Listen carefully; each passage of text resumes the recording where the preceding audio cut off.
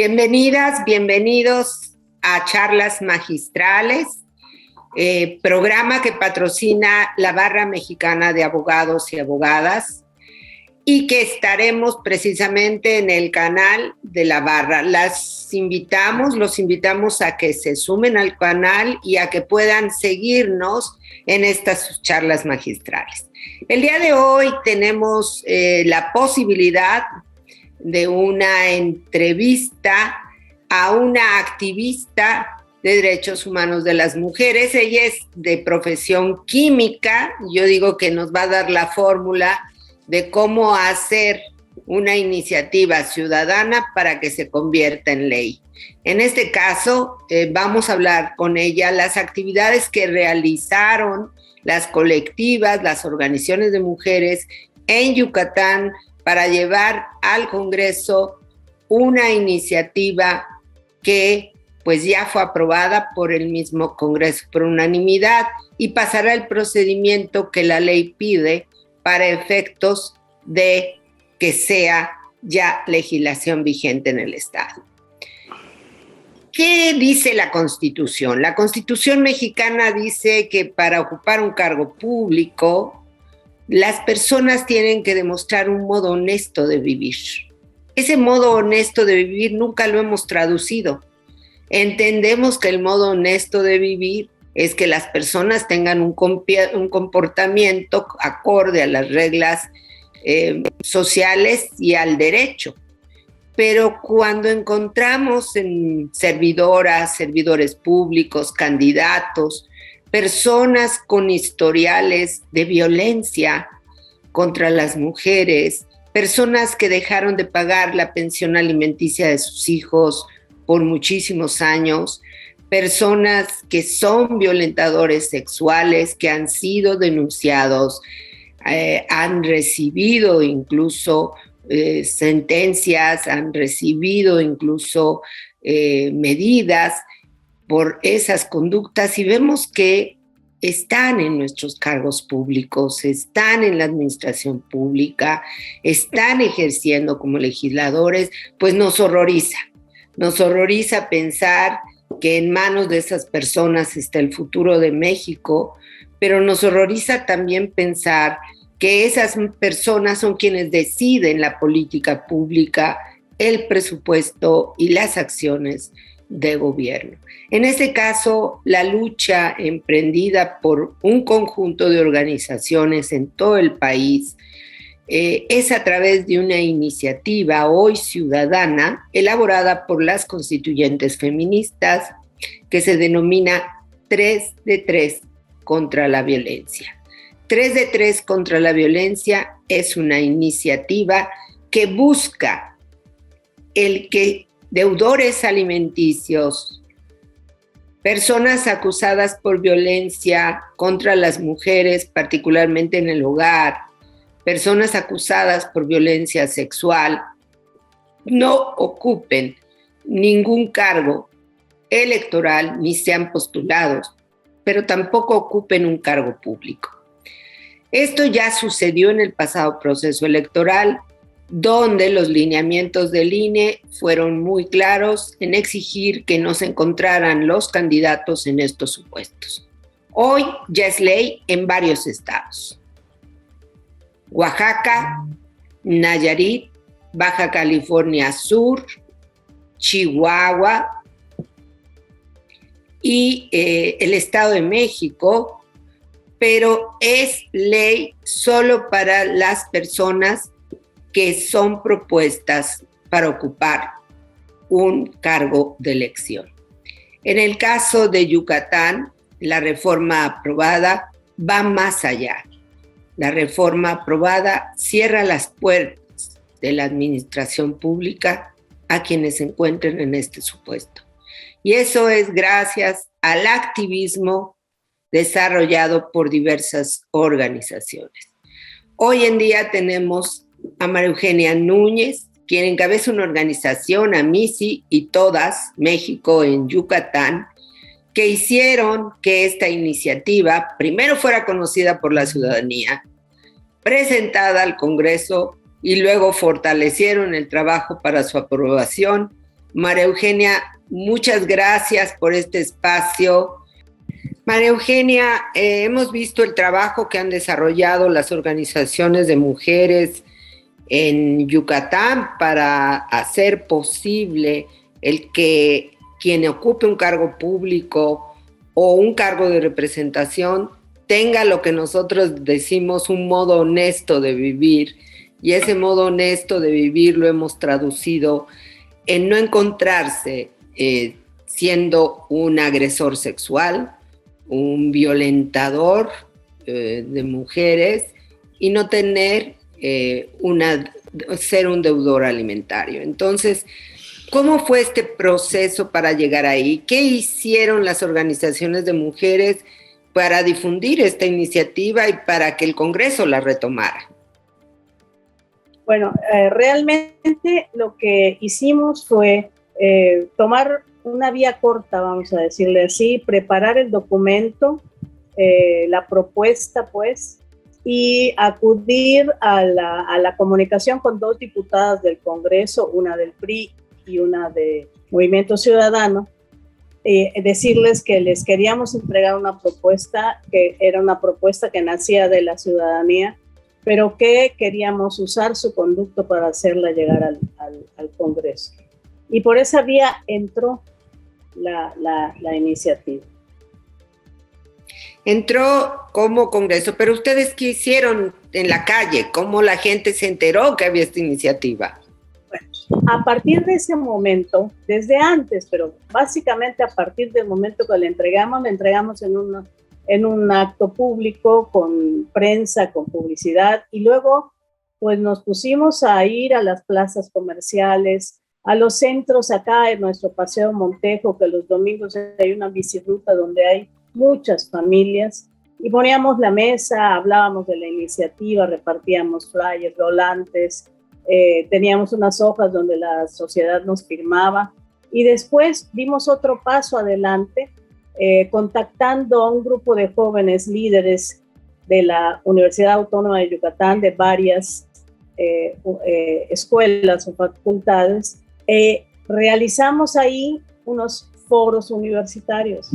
Les llevábamos, usamos videos, usamos TikTok, usamos todo lo que a la mano estaba, y en esos foros les pasábamos primero un video pequeño para decirles quiénes éramos y qué habíamos logrado hacer en los últimos años en el Estado a favor del empoderamiento de las mujeres y sobre todo de impulsar procesos democráticos, exigiendo derechos, ganando juicios electorales.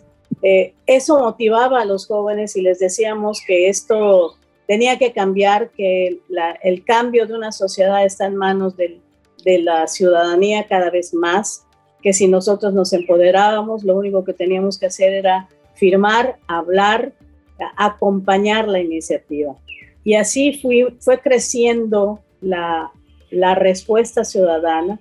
Luego, pues subimos un nivel más cuando Indira vino nos acompañó a una reunión con las comisiones de puntos constitucionales y de igualdad, defendiendo la iniciativa, argumentando el por qué sí. Y después, pues tú misma estuviste haciéndonos el honor de participar en otra reunión de las comisiones de puntos constitucionales y de igualdad, que según nos comentaban las diputadas, pues no sabían de otra iniciativa que hubiera dado ya lugar a 2 reuniones de análisis. Bueno, el tema es complicado. A mí me llamó la atención porque a veces las personas desprecian el tema de la pensión alimenticia. La gente piensa que pues esto es común. En México estamos tan familiarizados con la ausencia de pensión alimenticia que no vemos la gravedad.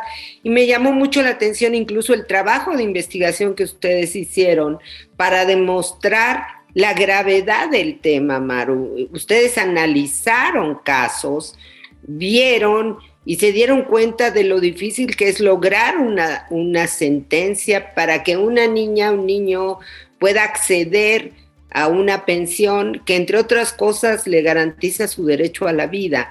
¿Por qué no nos cuentas un poquito de esto? Porque creo que eso fue también un tema que llamó mucho la atención en Yucatán y que también logró que mucha gente se sumara al esfuerzo con ustedes.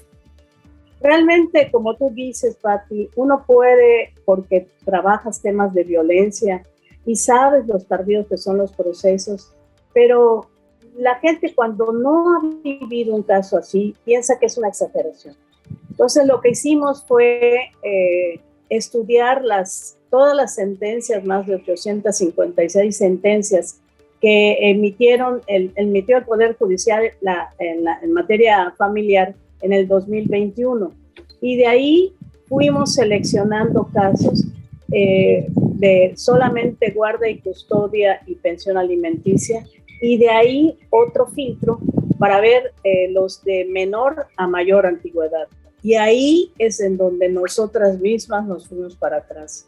Porque una cosa es saber y pensar que hay un juicio, que los juicios tardan en emitir una sentencia, y esta sentencia de primera instancia, pero nunca pensamos encontrarnos juicios de pensión alimenticia que duraran 20 años en sentenciarse. 18 años, 17 años. En total, en los 30 casos que seleccionamos, Patti, sumamos un total de 254 años de dolor, de 254 años de impunidad que el Poder Judicial le otorga a los deudores alimentarios, a los deudores de pensión alimenticia, a los que pelean una guardia y custodia simplemente para prolongar la agonía de sus propios hijos.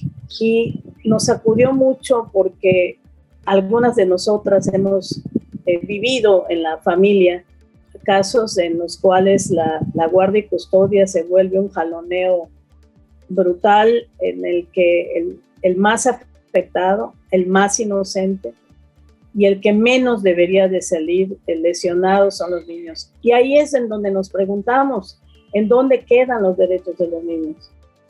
¿Por qué la justicia ha permitido con estos juicios tan prolongados que la víctima, que son los niños, entre otros, pero los más vulnerables, sigan siendo revictimizados?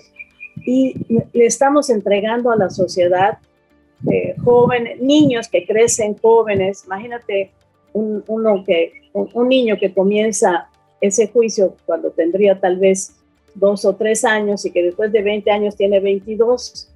Entonces, ¿qué vida tuvo? Y finalmente ese juicio, que nosotros lo vamos a seguir estudiando, dictamina la juez una pensión de 5 pesos con 90 centavos al día de pensión.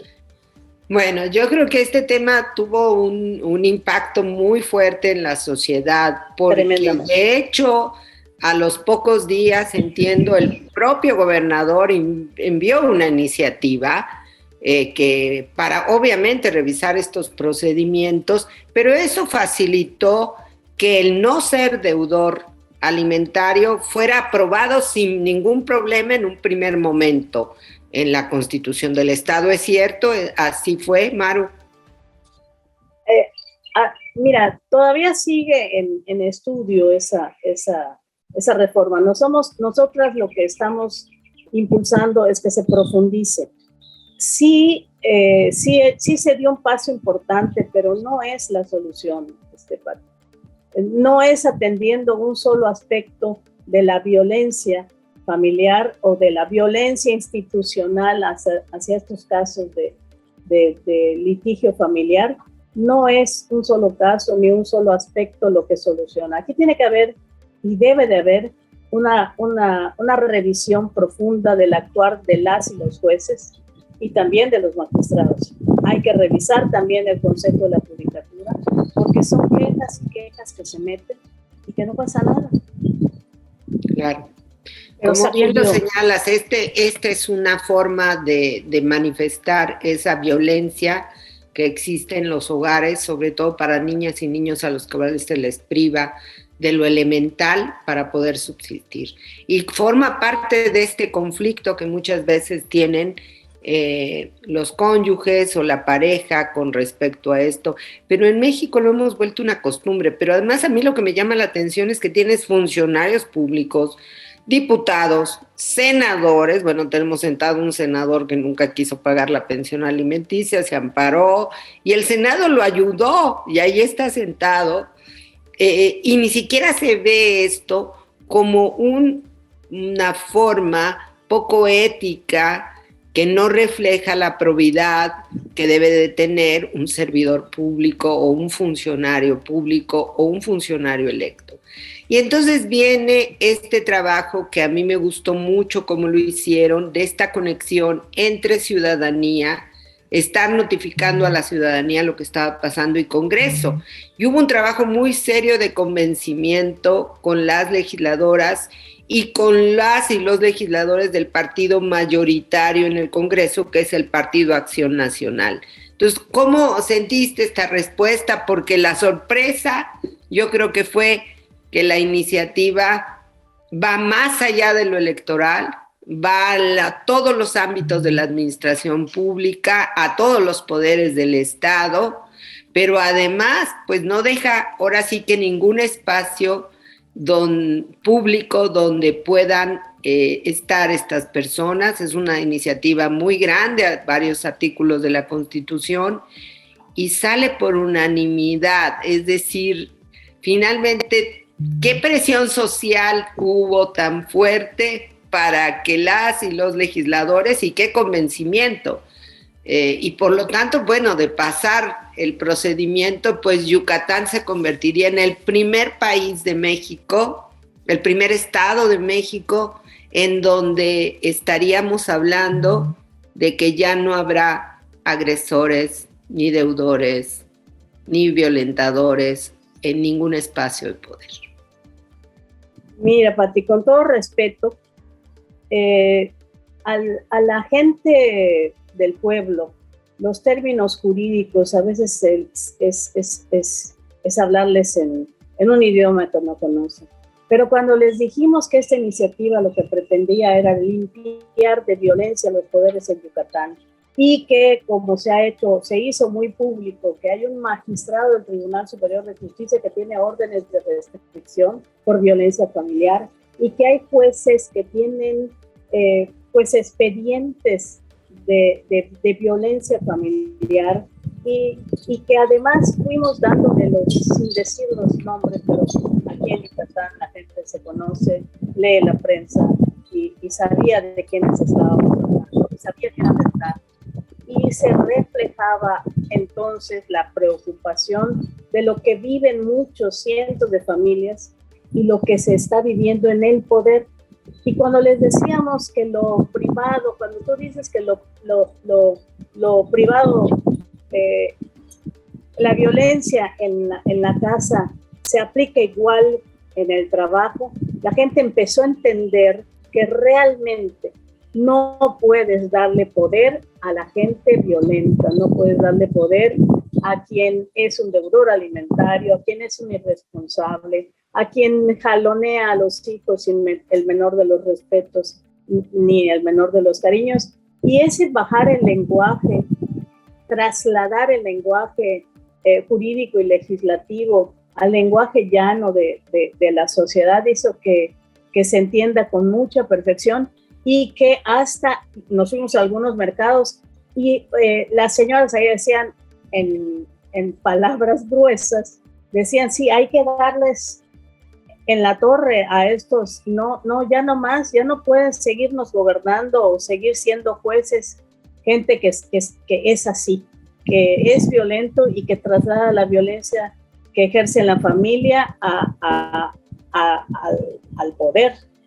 Eso nos ayudó mucho, Bati. Yo creo que la gente encontró la vía para decir basta. Y se fueron comunicando. Nosotros les decíamos, conoces a tu diputado, tienes su teléfono, tienes su celular, tienes su correo, llámalo, márcalo. Y distribuimos los celulares de los diputados abiertamente. Realizamos además una permanente comunicación, mensajes, exhortos, casi te diría que podrían calificarse como que de acoso. Pero finalmente fuimos viendo cómo iban cambiando para comenzar las diputadas. Y me gustó muchísimo 3 días antes de la reunión del Congreso, cuando una diputada de Morena, lo voy a decir, me dijo que había recibido la instrucción de no aprobarlo y que ella le dijo, lo siento mucho, pero aquí no voy a aceptar. Y eso fue haciendo ese despertar realmente, esa concientización de las propias mujeres diputadas, que tenemos un congreso de mayoría de mujeres, y les repetíamos, tú no llegaste ahí por casualidad, llegaste por el trabajo de cientos de mujeres que durante años han luchado por el empoderamiento y el reconocimiento de los derechos políticos de la mujer. Y eso, pues yo creo que, bueno, te quiero decir que nos impugnaron 2 veces en comisiones, bueno, una doble impugnación en la misma sesión de la comisión, por un diputado de Morena y por un diputado del PRI. Que luego finalmente nosotros queríamos lograr tener la certeza de alcanzar los 17 votos para tener la reforma constitucional, y el propio día de la asamblea no sabíamos, no teníamos la seguridad hasta que inició. Hasta que inició, lo fuimos sintiendo, veíamos las caras, se viraban y como en secreto nos hacían el puñito así. Y sentí, pero nunca nos imaginamos que fuera por unanimidad. Eso fue, yo creo que una extraordinaria respuesta de las y los legisladores, porque todos votaron a favor. Incluso el diputado de Morena que había impugnado tomó la tribuna y reconoció que la validez en la lucha y que era necesario hacer un alto y hacer una revisión de todos los procesos de la autoridad con la ciudadanía. Yo creo que el espíritu del Viacarrillo se hizo presente en el Congreso. Yo creo que el llanto, el dolor, el coraje, el sacrificio de tantas mujeres y de tanta infancia a lo largo de los años terminó haciendo su trabajo y terminó moviendo conciencias. Bueno, a mí me parece que sin duda alguna es un precedente muy importante, y sobre todo porque ustedes hicieron un verdadero control ciudadano, una rendición de cuentas que obligaron a las y los legisladores para decir, bueno, ¿para qué estamos aquí? Y me gustó mucho también el manejo que finalmente el Congreso y todo el equipo de apoyo hace, en el sentido de que la Constitución debe respetarse. Y que respetar la Constitución es asegurar que cada uno de los servidores públicos y cada uno de nuestros representantes cumplan con un mínimo de requisitos que demuestre probidad, pero sobre todo que demuestre un modo honesto de vida. Y a mí me parece que no vamos a acabar en México con la violencia institucional mientras no logremos que los agresores salgan de los cargos públicos.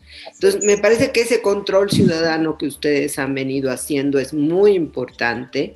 Falta, porque es una reforma constitucional a varios artículos, son varios los artículos reformados, en verdad, muy interesante. Falta que municipios la aprueben. Entiendo que de acuerdo a la Constitución, el procedimiento va a tener que ir a los municipios. ¿Qué están pensando hacer en los municipios para esta aprobación, Maru? Bueno, ayer precisamente tuvimos una reunión, las integrantes de AMICI, y pues acordamos distribuirnos distribuir los municipios por distrito, hablar con y el diputado del distrito e invitarlo a que se sume a esta no, me dicen que eso no se acostumbra, que no se acostumbra a hacer. Le dije, sí, pero tampoco te lo prohíben, diputada, tampoco te prohíben llamarle a los alcaldes y sensibilizarlos y decirles que esto es algo que la sociedad requiere, que ustedes lo apoyaron abiertamente, y invitar a los alcaldes a que sesionen y aprueben la minuta, que nosotras también lo vamos a hacer. Ayer ya nos distribuimos los distritos inicialmente. Habrá algunos que tienen más municipios que otros por la densidad poblacional, pero bueno, de alguna forma trataremos de llegar a los 106 municipios. Y te digo que me dio mucho gusto que ayer estuve en la sesión del Instituto Municipal de la Mujer y la síndico municipal, que es integrante de AMISI, no activa porque ahorita está como síndico, me dijo, María Eugenia, yo voy a ver que Mérida sea el primer municipio en aprobar la minuta. Y aquí en Mérida está el mayor porcentaje de la población del estado. Claro, cuenta como un municipio, pero es trabajar en cascada, como lo hicimos desde el principio, que una mano ayude a la otra. Aquí no hay jerarquías, aquí el piso es parejito, y si logramos emocionar de verdad y convencer a los diputados para que hagan sus llamaditas recomendándole a los municipios de su distrito que ojalá miren la minuta, ojalá aprueben la minuta, en los 90 días de plazo que da la ley, seguramente tendremos más del 50% que requiere, que es requisito de ley para que sea ya que firme la reforma constitucional. Bueno, eso esperamos. Pues muchas gracias, Maru, en verdad ha sido un placer y pues estaremos pendientes de ese trabajo. Por lo pronto tenemos la fórmula para que una iniciativa ciudadana llegue al Congreso: trabajo, difusión, convencimiento a la ciudadanía para apoyarla, trabajo con las y los legisladores, porque esta iniciativa no fue de una persona, terminó siendo la iniciativa de todo el Congreso y terminó siendo la iniciativa de la ciudadanía. Muchas gracias, los invitamos a continuar en el canal de la Barra Mexicana de Abogados y les agradecemos mucho, no olviden suscribirse, que nos sigan en sus charlas magistrales. María Eugenia Núñez, hoy con nosotras, una receta para lograr que una iniciativa ciudadana sea ley. Ningún agresor al poder en muy poco tiempo en Yucatán. Muchas gracias. Y limpiemos de violencia al poder. En México. En México. Gracias, Maru, muy amable. Gracias, Pati.